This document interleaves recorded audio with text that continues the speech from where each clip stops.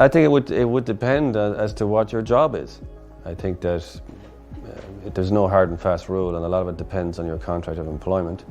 If your contract of employment specifically states that if you were arrested for drink driving, you could be dismissed, then that's a difficulty.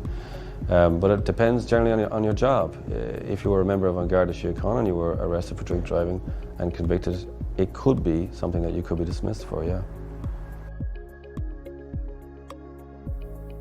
The punishment for drink driving is disqualification, and that's mandatory.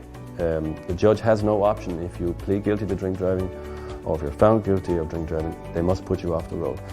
Some people kind of confuse that with, well, if I tell the judge that I've never been in trouble before, or I'm looking after my family and I'm a hard worker, that would make a difference.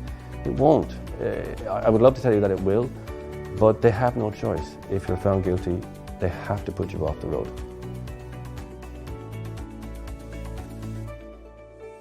I wouldn't, ever, because what's going to make you potentially intoxicated or over the limit is different from person to person. Depends on your age, your sex, your weight, whether you've eaten or not recently, whether you've slept recently, whether you've had any food recently.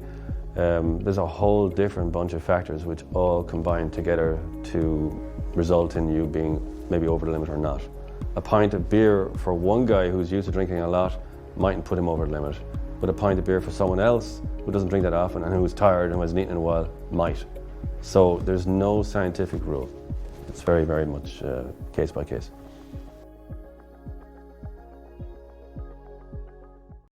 How do I get off with drink driving?